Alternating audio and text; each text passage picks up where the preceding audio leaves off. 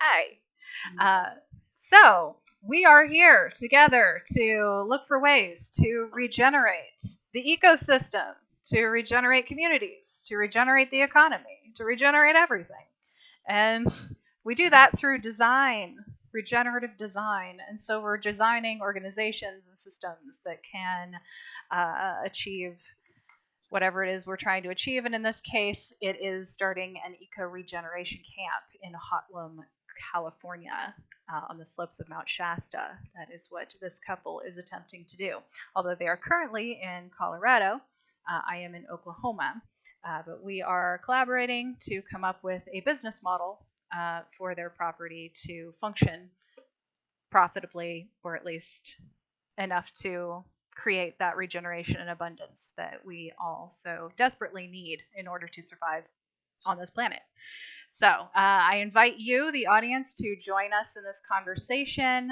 You may be watching right now on Facebook. There's comments. You might be on YouTube. There's a chat room. You might be on Twitch. Also, there's a chat room. So feel free to type in there, and it will should come to this lovely little chat box that I have open in front of me, so that I can see what you're saying and respond as soon as we get to a point in the conversation where we can pause.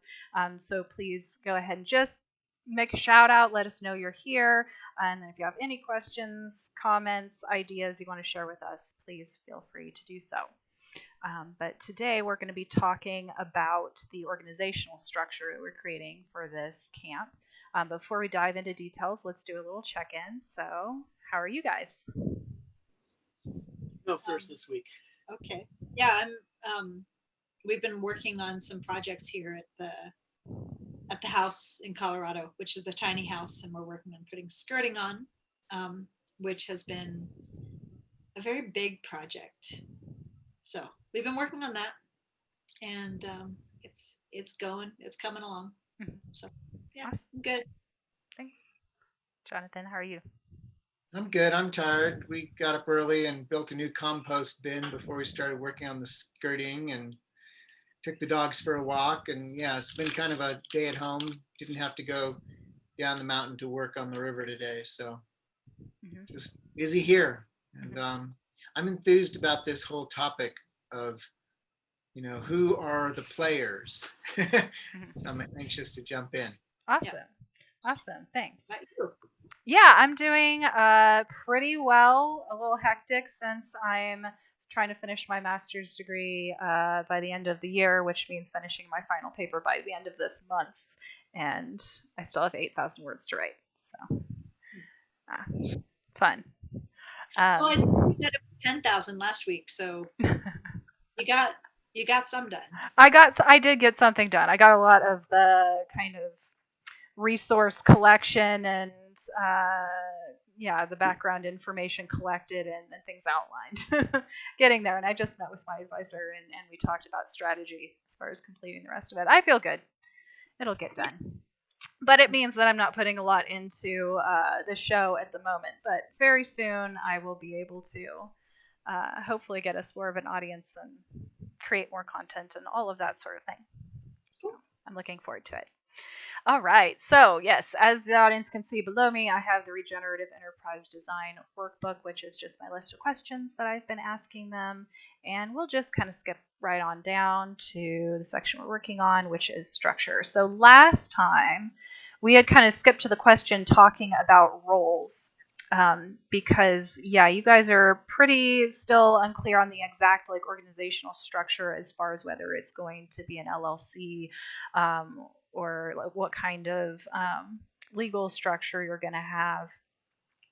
And so, maybe it seemed like talking about roles might be a better place to start to kind of build up to that topic. And I'm thinking we might want to talk even more about decision-making first before we talk more about legal stuff, either decision-making or funding. What do you think would be better to go from where we are? Well, we're talking about roles and defining who are kind of the core necessary team. And it sounds like moving toward how that team's going to function Mm-hmm. and how projects are going to be decided upon and accomplished. And I think that was somewhat what Lauren thought the homework was the other day. Yeah. So that would make sense to me. Yeah. Yeah. Yeah, what that's where I thought we were going. Yeah, and maybe we'll talk about money then leading into legal after that. Sure. Okay, cool. So yeah, decision making. Now I think Jonathan, you had said that you looked into some different decision making structures. I mean, what's your kind of assessment of that topic right now, as far as like what are your favorite kind of structures? What do you see as being the best that's available that you know of? Wow, that's such a huge, huge question.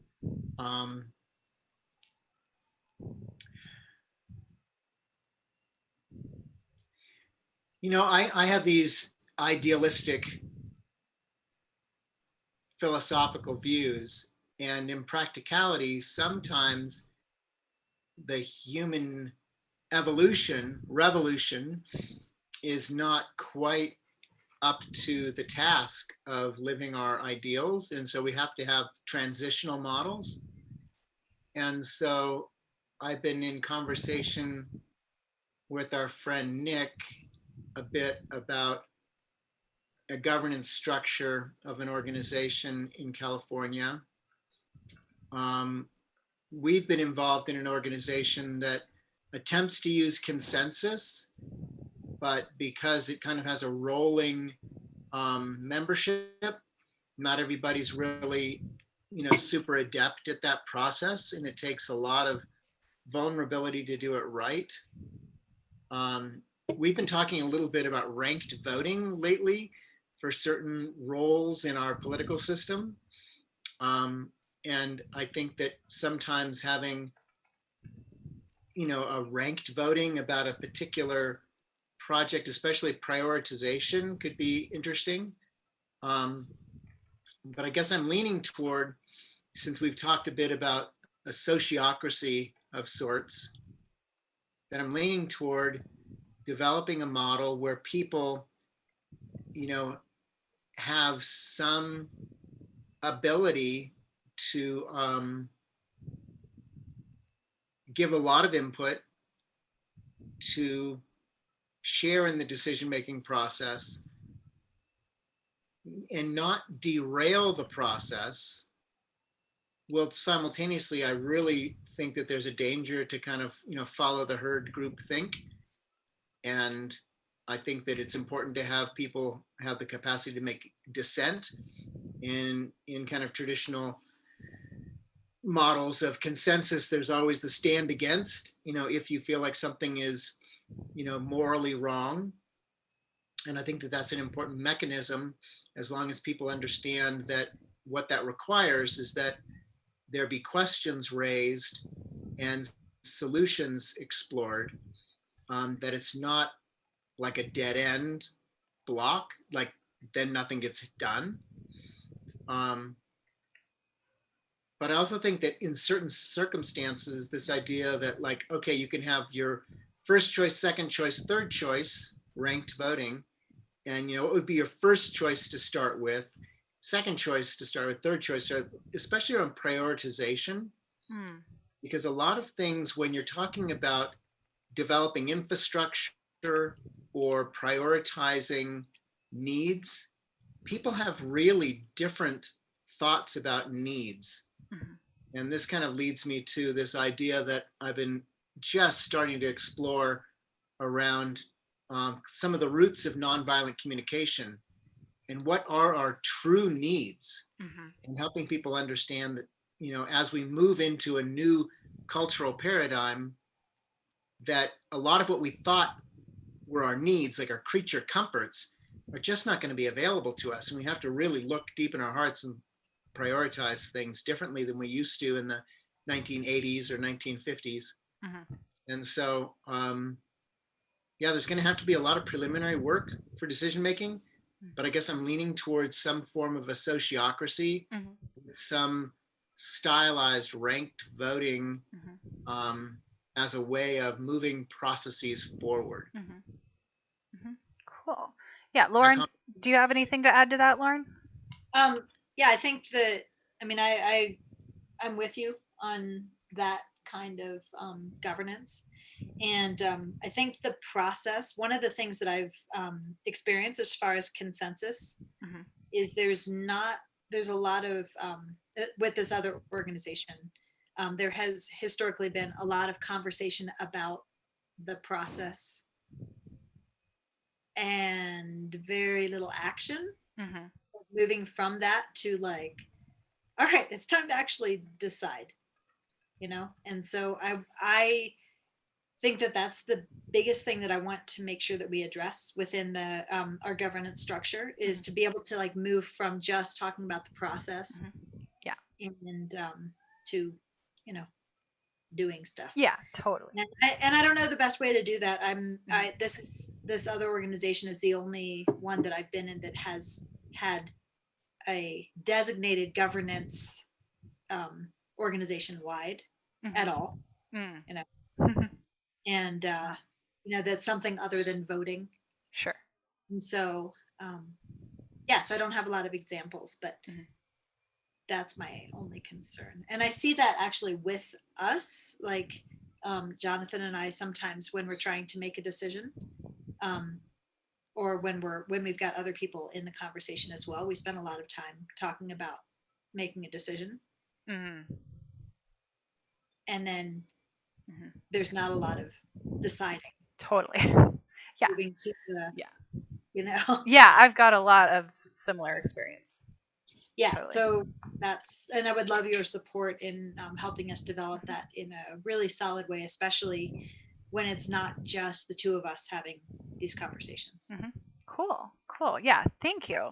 Yeah, I have a lot to say on this topic, and it would probably be beneficial for you as well as the audience to kind of give some background and like explain what these different structures are that we've just talked about, and then maybe add some from my own experience as well.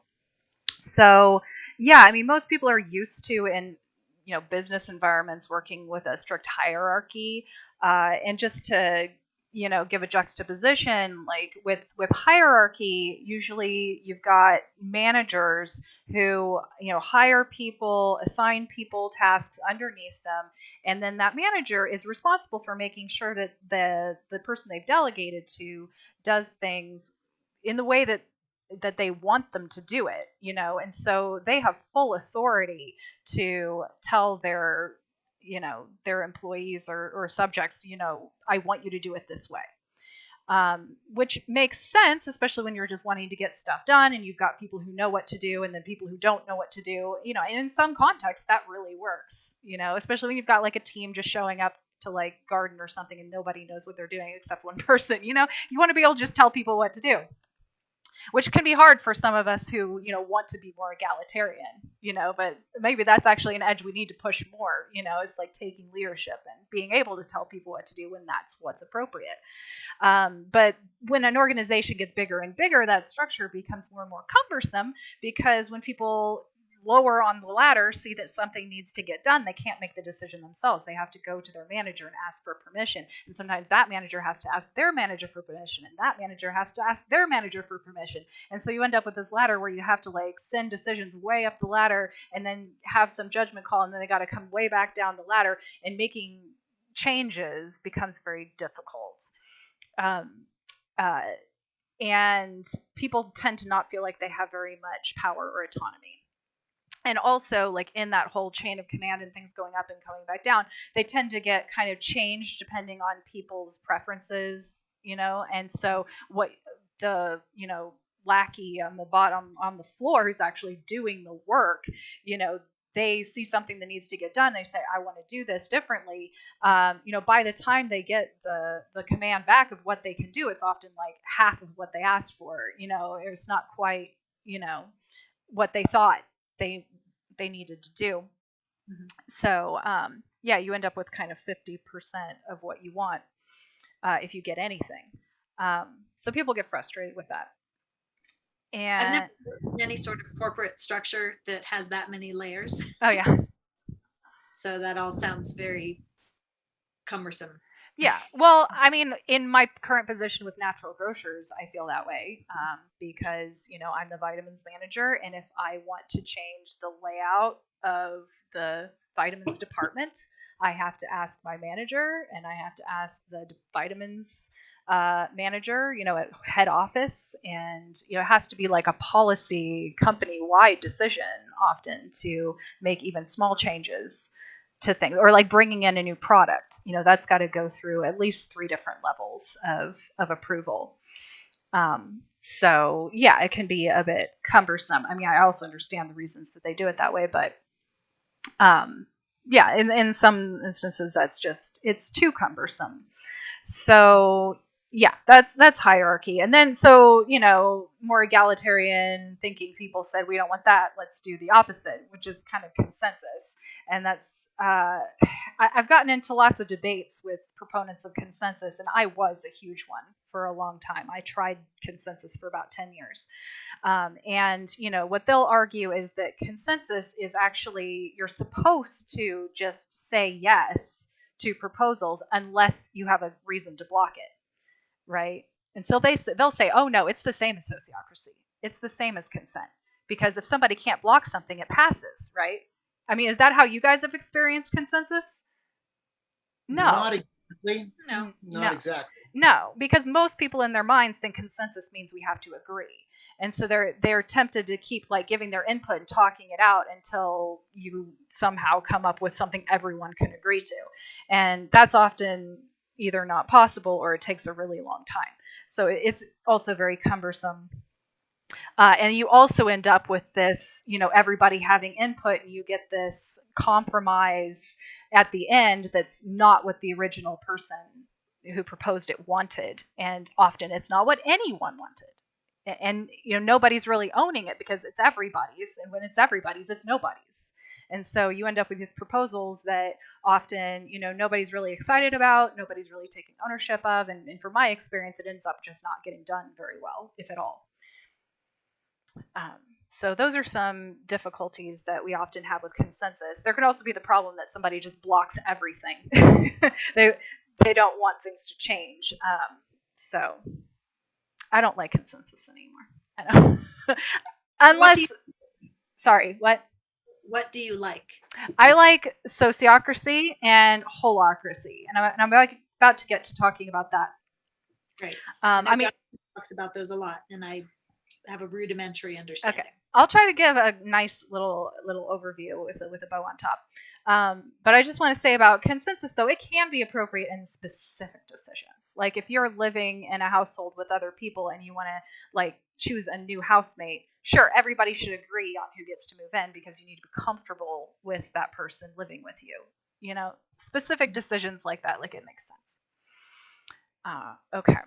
So, and I also wanted to say something about ranked voting. So what he's talking about is where instead of just voting, like if we did this for president, there were like 4 or 5 options on my ballot for president. I don't even know who these other people are, but there were several. And, you can only vote for one. But with ranked voting, you could actually rank them, go, maybe Joe Biden is my first choice, but then maybe I just put all of the others in between and put Trump at the bottom. Now, the way that would work is that you would add up all the ranks of, there'd be like points for the highest rank would have the most points, down to 0. And the system would add up all the points. And then, I've seen star voting where it'll add up all the points and then the last 2 will then have a runoff between the top 2. It's an automatic runoff. Like it then compares just the top 2 of who has the most votes of the top 2 choices. But if we did that for president, then we might actually end up with a president that people are more comfortable with, maybe. Or we might end up with some independent who's crazy. I don't know. But that's the yeah. I mean that's precisely what the conversation was that Jonathan mentioned was that. And I've had a lot of those conversations as far as our president. We don't need to get into it. But I think one of the things that, we're seeking is creativity and to open up options that we haven't thought of. Because if we're really going to regenerate and reinvent culture, we have to think outside the box. Mm-hmm. And the nice thing about ranked voting is that it enhances the discussion. Yeah. And it develops nuance. Sure. And then like single issue points don't become the only thing that you're arguing is like a single issue. Yeah, I think it's definitely a much better system than your typical just vote for one option when you have, more than two options. I totally agree with that. And now we have software. We have this lovely thing called software, and if we voted using a computer, then it's really easy to let the computer calculate all of that. So it's really not complicated. Okay, wait, she's not back. I was about to talk about sociocracy. She had to go get our giant panda bear who's loving the cold and playing Nanook, the dog, but she needed to come in. Yeah, totally. I asked the audience in the chat what organizational structures they like. No one has responded yet, although I don't think people on Facebook saw that. So audience, if you're on Facebook, if you'd like to throw at us any ideas that you have about organizational structures, please go ahead and do so. What's your favorite? Okay, waiting for her to get back so I can explain sociocracy. I'm back. I'm listening. Okay. So, let me talk about sociocracy and holacracy together because they are similar.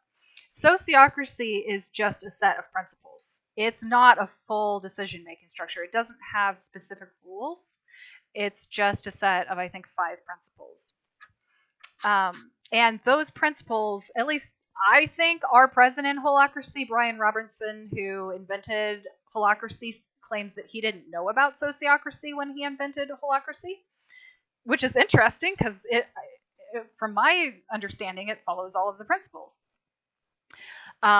So yeah, consent is kind of a key point in this, which is somewhat similar to consensus in that people can, block things, but, it's within this context of you are making a proposal from your role saying, I have authority to make this decision. And you're simply putting it out to the group and saying, do you consent to me making this decision in this role of which I already have authority? Just say, I give me consent. And so people, are just saying, I can't block that. I don't have a reason to say no to that because, I can't prove that it's a bad idea. So yeah, I consent to it. I mean, that's kind of the mentality that you're coming from rather than this mentality of we all need to agree. But it's also asking for permission. It's not just, okay, well, we have this hierarchy and the person at the top gets to make decisions whether you like it or not. So it's a little bit of both. As far as I think kind of that's the core of it is consent. And then on top of that, you've got the idea of nesting circles. So, it's similar to hierarchy in that, you have kind of the overview. You have that top level team that's looking at the overall trajectory of the organization, making, decisions about how the budget is and those top level managerial decisions. And then you go down, but usually in sociocracy or holacracy, you look at it as circles within circles within circles. And the word holacracy comes from the word holon, which holon means like a system that is self-contained and can work autonomously. So like the organs in the body are holons within the holon of your body, and the cells are holons within the organs within your body. You understand that? So like your heart can operate on its own. It can beat without your brain telling it to, right? It's actually, your brain, you don't have to think, beat, heart, right? So you think of these nesting circles as being able to make decisions on their own. And so even there, you're giving that circle the consent to, make decisions within the domain that it's been assigned. Mhm. Yeah. So with both Sociocracy and Holacracy have double linking, where the outer circle assigns a leader to the inner circle, and then the inner circle assigns a representative to the outer circle. And that's so that those interests of the larger circle are brought into the smaller circle, and the interests of the smaller circle are brought out of the circle. And having that be two different people kind of makes it so there's not a conflict of interest. They can like fully express that, you know, my circle wants this thing. Okay. So yeah, those are kind of the main principles that I see that they have in common. But then I think Holacracy goes a lot farther. Holacracy actually is a complete system. It has a constitution. It has really specific rules on exactly how to make decisions. It even tells you, you know, the different types of meetings and exact meeting procedures. It's like Robert's Rules of Order. It's that detailed. So if you adopt Holacracy, you're adopting the Constitution and saying, we are going to do this. And it's actually trademarked or copyrighted by the company. And I mean, anybody can use it, but it's like if you're going to teach it or say that you are a facilitator that offers, you know, Holacracy facilitation, you need to be certified by them. And that's just... Holacracy is an organization. Like there's an organization that has a structure that we would officially adopt. Yeah, if you adopt their constitution and want to like be connected to them, yeah, I mean, it's they look at it as software because they are actually software developers who created it. So they're like, we have created the software to run your organization, and if you use it, you're going to... I mean, you don't have to pay them to use it. You do have to pay them to use your software. They do have actual software that like you put your roles into, and it has a way to make decisions. So you would pay to use that. But yeah, I mean, you don't have to pay to just use their constitution. It's just if you're a trainer or a facilitator who's like selling your services as a Holacracy and you want to use that word, that's where they would want you to be certified and pay them a percentage. Which I would love to do at some point because I almost 100% agree with their whole system. I would just say that since it was created by computer programmers, they were thinking of it through that lens. And so, you know, computer programmers, they often meet every single day and have these stand-up meetings where they talk about where they are, and they're used to having a lot of meetings. So, you know, it might not be as suitable for like farmers who aren't used to having that many meetings. You might have to tweak it a bit, simplify, or, you know, come up with some way to like make decisions more online. I don't know. Mm-hmm. I also think that they don't have a cap on how many roles you can hold. So, okay, this is another thing. It is both in both Sociocracy and Holacracy. People can hold more than one role. I explained this last time. So this makes all the difference, I think, because in your typical hierarchy, you only hold one position, right? And that tends to include a lot of different responsibilities. And those responsibilities aren't always connected to each other. They aren't always related. And they aren't always organized in a way where it even makes sense for one person to do all of those things, right? Like organizations often are just like, well, this person has time, let's assign it to them. And so you end up with these roles that are just kind of mishmashes of lots of different things that need to get done by somebody. And often in organizations, what will happen is people will get promoted into positions that they're actually incompetent to fill. They'll actually end up doing things kind of not as well as they could, because the culture in a hierarchical company is that you want to get promoted, because the higher you are, the more you get paid, the more prestige you have, whatever. So people are just trying to get promoted, and then they hit that level where they can't go any higher. Well, what's the level where you can't go any higher? It's often the level where you're just barely able to cut it. So, yeah. And again, you know, I think sometimes this is the obfuscation of that, where tasks become roles. Mm-hmm. And the worst thing is when personalities are replaced for roles. Mm-hmm. But I think that it's important to make that distinction, that a role is, you know, who is the best fit for this need of the community at this time, and to reevaluate those things. Yeah.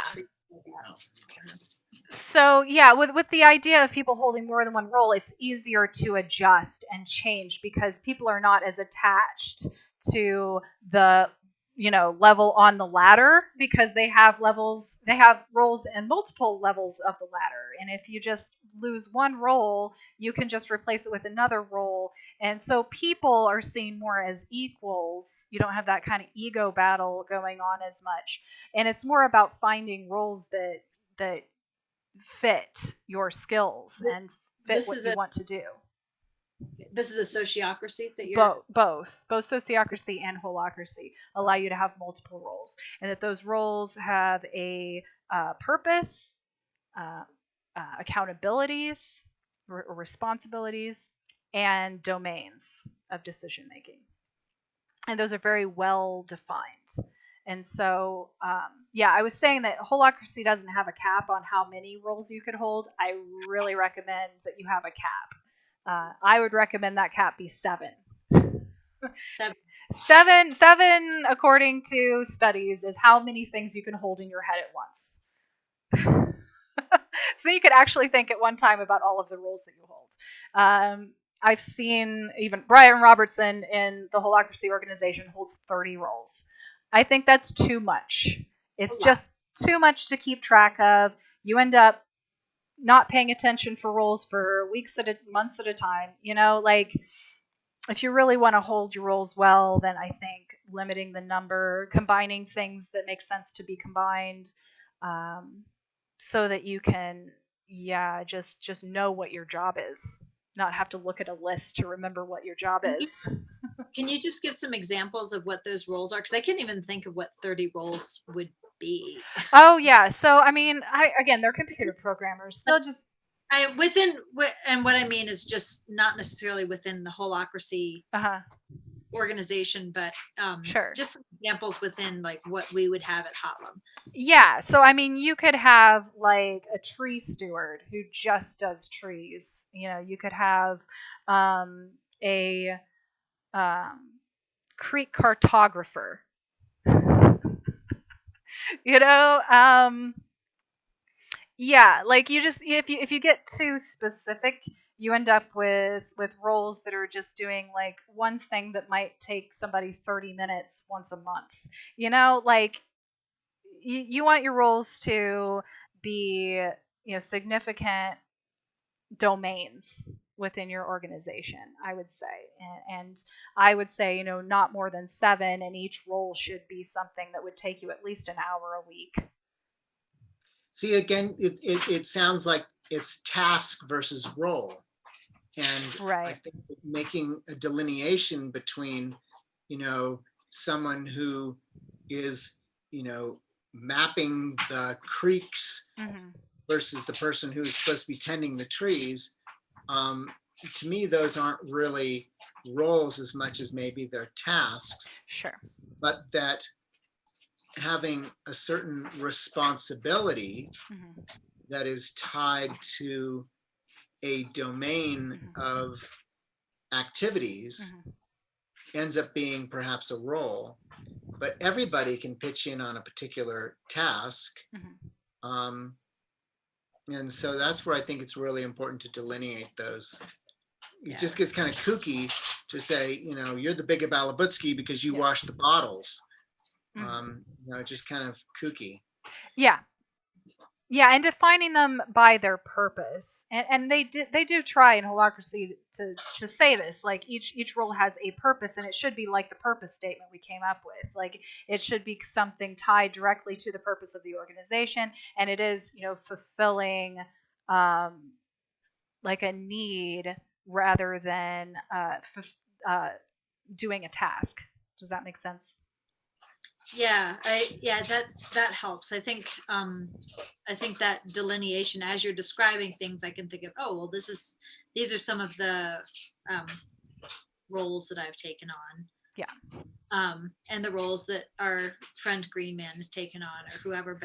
But they do sound more like tasks, so I'm not sure how to delineate. Like, last week we deemed me the program director. Mm-hmm. That fits a role. Yeah, exactly. And if we were to define a purpose, and let's just do that for that role. So a purpose of a program director would be what? The purpose would be to do all the organizing, to be the point person for organizing and planning. Those are tasks. Directors. She's asking about a purpose statement. Very different than a task. It's not a job.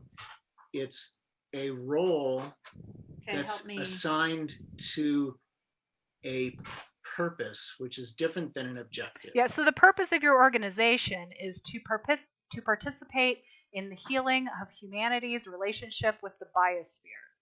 Yes. So how can you take that and pull off a thread for the program director?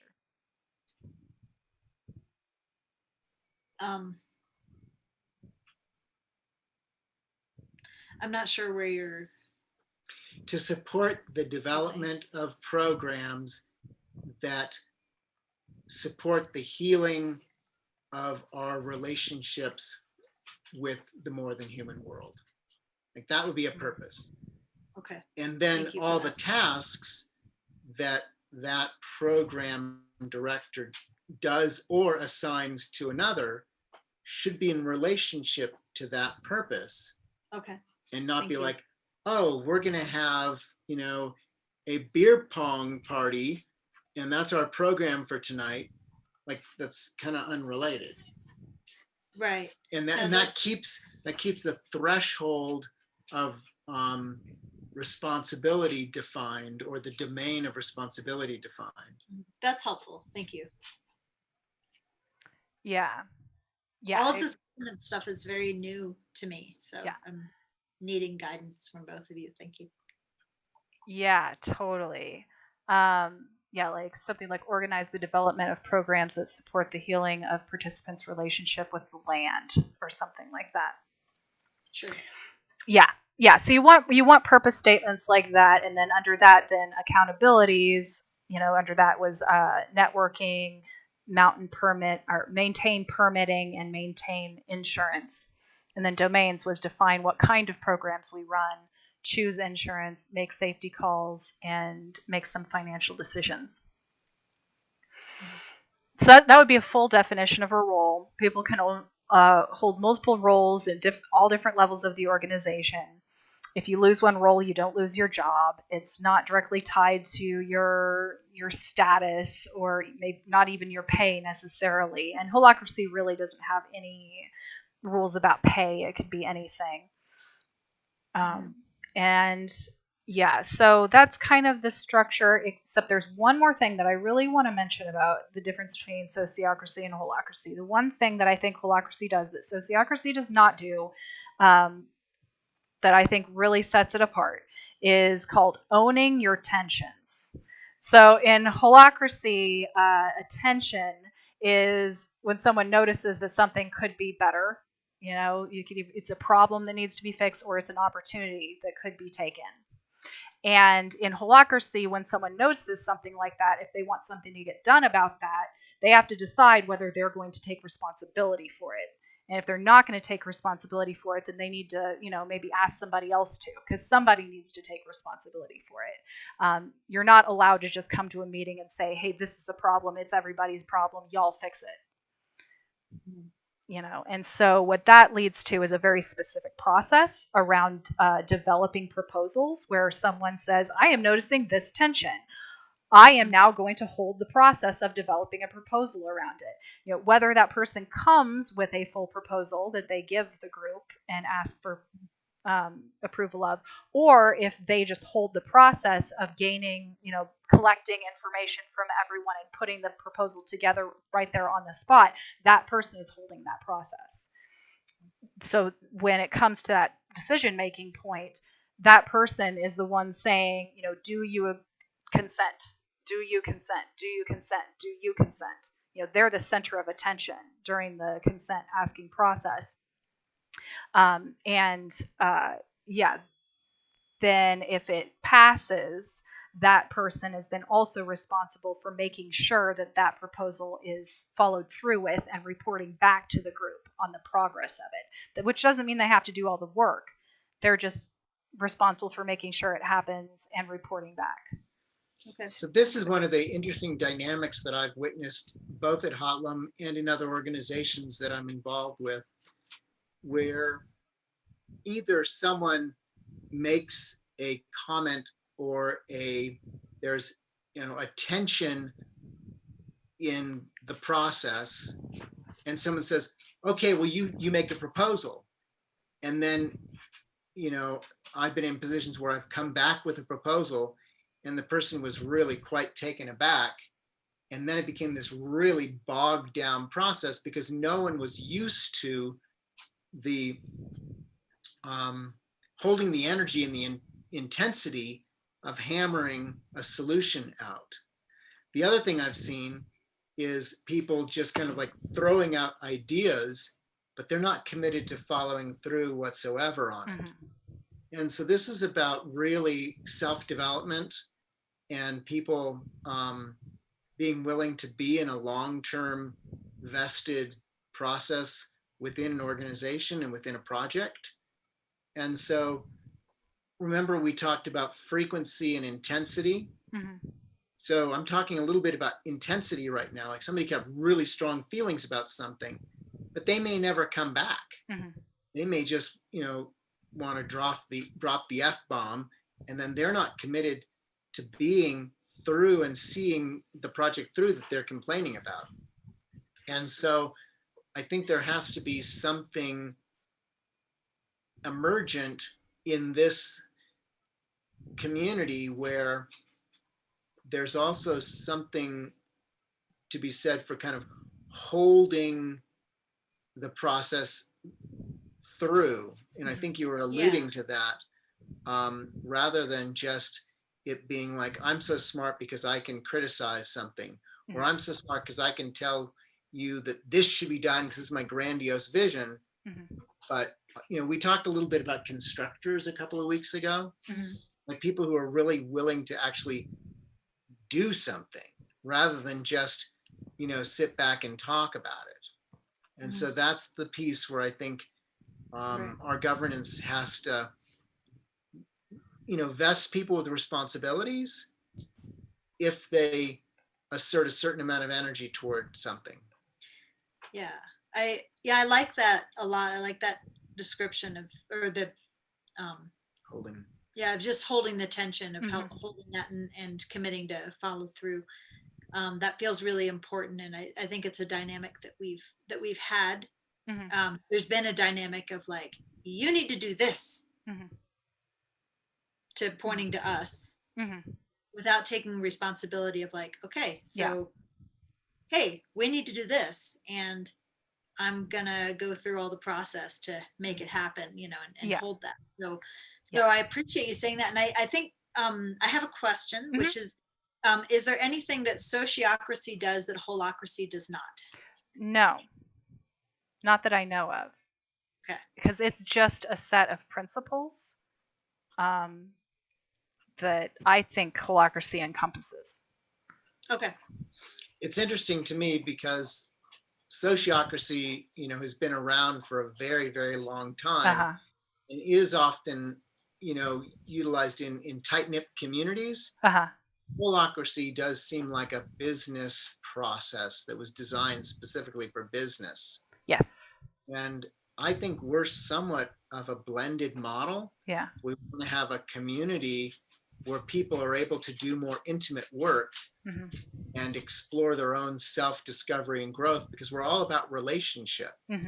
Sometimes in a business environment, your vulnerability and your personal process is kept very separate from your relationship with your colleagues. And I don't think that's the world that we're imagining living toward.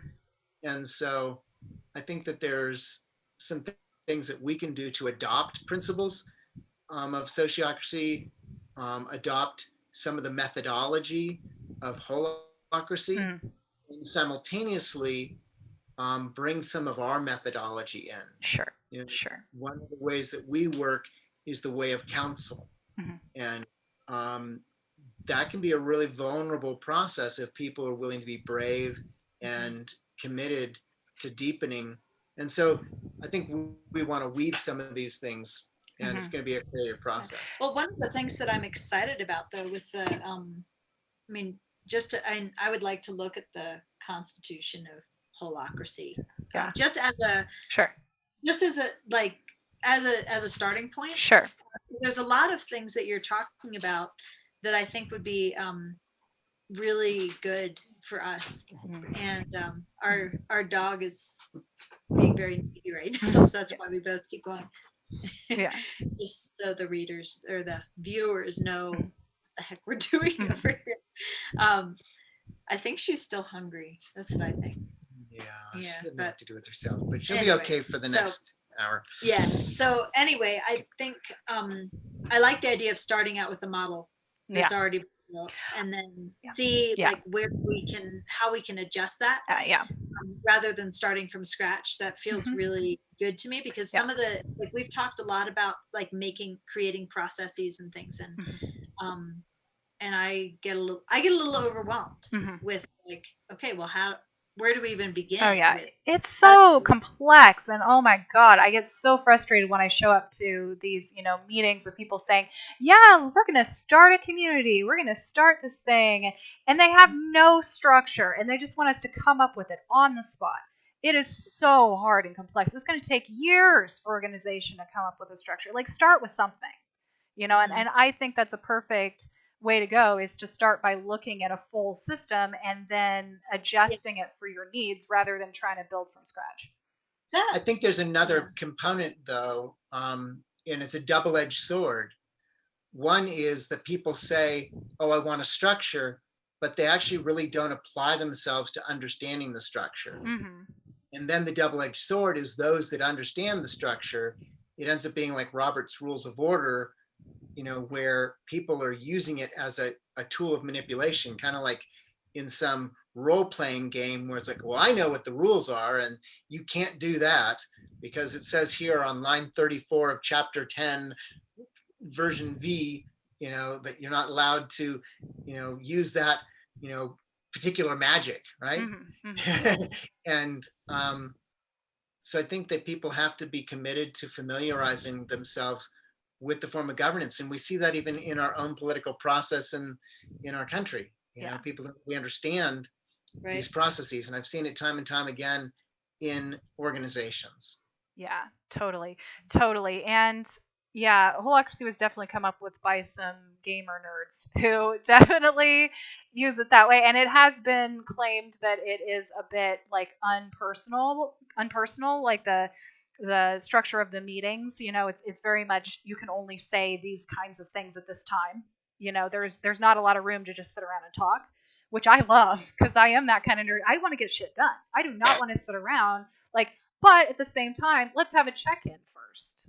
Yeah, if I can give an example of a successful meeting of ours, it was one where I actually gave a structure of our meeting, and it was a council style process, but I said in the beginning of the meeting that we were limiting the discussion, and I had a structure of how we were introducing ideas, and then we're going to then later talk about the ideas, because what happens is someone introduces an idea and it just becomes this brainstorming session forever and nothing ever gets decided. Yeah. So I think having facilitated structured meetings for decision-making processes is important. And so there's where I think sometimes holacracy can be helpful. It's like, it's not a free-for-all, like, oh, now we're going to talk about, unicorn suits. Yeah, exactly. And my friend who took their training said that it's the best training and facilitation he's ever taken, and he's taken quite a few. Because, if you want to be a rock star facilitator and just get shit done, I'd say go take their training. But it has been said that it's a little impersonal, and so to address that, there's this organization called encode.org. like their organization is encode.org. That's also the website. But they came up with this whole structure, including a legal structure based on holacracy, that also has a social structure. So they say, okay, there's no room in holacracy itself to process personal tensions, to just talk about our relationships, or, if something comes up in the dynamic that, maybe we need to talk about, that there should be a space outside of the get shit done meetings where we can get together and relate as human beings and process those kinds of personal tensions. And that needs to be a much less structured space. I think that's really important. The other model that we didn't mention yet is dragon dreaming. Mm-hmm. And I'm really appreciative of creating spaces for a creative process. Mm-hmm. If we're going to be able to dream into, a more beautiful world, I think it's important for us to find ways to tune into what's emergent in our hearts. Mm-hmm. I think there's also this challenge that sometimes our own kind of structures, personality structures or habituated patterns get in the way of risking and trying things. And so having a safe environment in which to, own, what would be vulnerable about attempting to do something, or what would be vulnerable taking on this new role that you're defining because you're creating this sense of purpose in your heart, and having a community that can support you in attempting, even though maybe your skill set's not there yet. And so that's a big part of what we'd like to be able to foster, is a methodology for people to risk and to attempt things and to fail, because we're not going to get anywhere new if we keep doing the same old thing. Mm-hmm. Yeah, there's also Zeg Forum. Yeah, that's intense. What? And Zeg Forum. It's like one person gets in the middle of the circle and enacts dramatically what they're going through, and then they receive feedback. Yeah, we've actually had some challenges in our meetings because I don't feel like we have a cohesive group, nor do I feel like we have people who have signed on for that kind of deep psychological group process. There's somebody who's facilitated thousands of groups now, myself. I know that there's an edge for people, especially if it's a rolling enrollment group. And I think that it takes a pretty strong ego structure to do the Zeg Forum, and you have to kind of sign up for it. And people really can be triggered, for lack of a better word, in that. And so we've actually steered away from something that has that level of confrontation, for lack of a better word. I think it's slightly old school. Simultaneously, in our group process that we've been working on, there have been times when we brought up things that are difficult in a way where everybody gets activated, but there's this deep resolution. And I think it's because of the skill of those who have been involved in that. And it takes a very specific way of processing it. And I'm hoping not to be the only one in that role of trying to hold that, because I want to be a participant too. And so it may be that we need to come up with something that's kind of Zeg light or something like that. There's other versions. Where, people can step into that role. We had a friend, colleague, co-conspirator come up who did a lot of co-counseling and was very helpful during one of our processes. So there's lots of different processes that are not maybe so drilling. Yeah, sure. One of the needs that I'm feeling within this conversation is we've had a lot of conversation about governance, and a lot of conversations about governance. And a lot of it is just like, I have a very small smattering of experience within group. I've facilitated very specific groups, generally like rite of passage groups of women who are going through big transitions and they're about to go out on a solo, or they've just come back from a solo. We're not the only ones having pets join us. That was lovely. So I just so with that, I know how to facilitate a very specific group. And I don't have a lot of experience outside of that. So all of these conversations about governance, like I will send you the Constitution. I could both send you just the Constitution itself. I also have a mind map of the Constitution that I made. Okay. Yeah, basically what I'm saying is I would really like to hammer this out, have a very clear, like, this is what we're doing, without necessarily even just like, you know what holacracy is, you know what Zig form, you know what all this is. That's great. I don't know what that is. Sure. And most of the people that come to Hotlum don't know what that is. They, like consensus, that's something that's a little more of a common term. Sure. Well, and what I imagine might work for a group like yours would be having holacracy, or kind of a version of holacracy, being kind of the default or the underlying structure that maybe you would use more rigorously at the like board level, at the top level. But then whoever is the team leader of a circle would have the power to determine how decisions are made within that circle.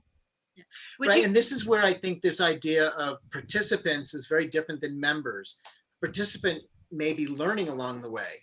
There also might be members who are not necessarily ready to facilitate a process, but are offered the opportunity to be supported in facilitating the process, to grow into that role. I think we need to grow into roles, and especially working with youth, if we want to support youth in growing, but we're all young as a species in many ways, and we have a lot of growing to do.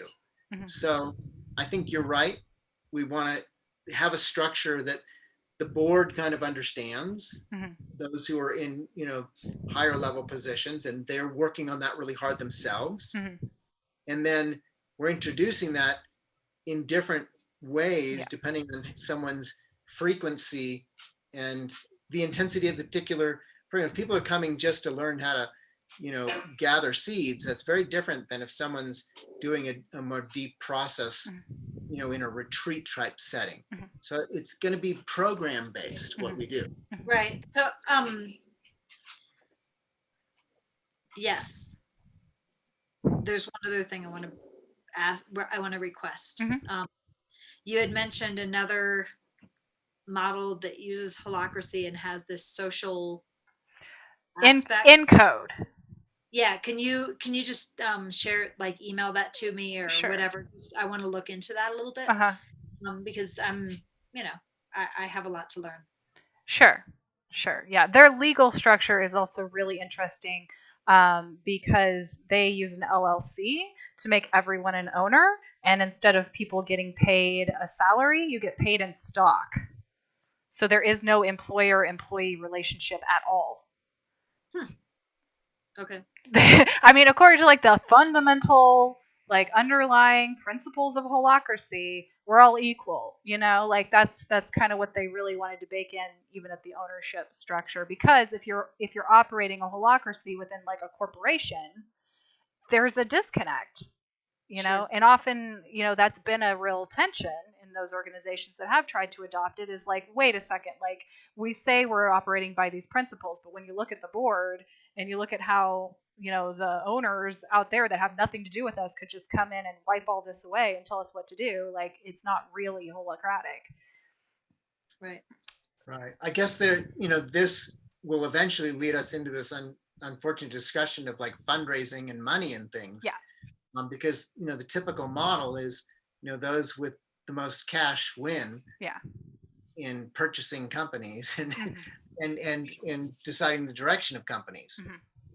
And I don't yet know really how to get around that in our situation yet, because I'm kind of stuck in that role of, having ponied up the most money, and it's an awkward position to be in.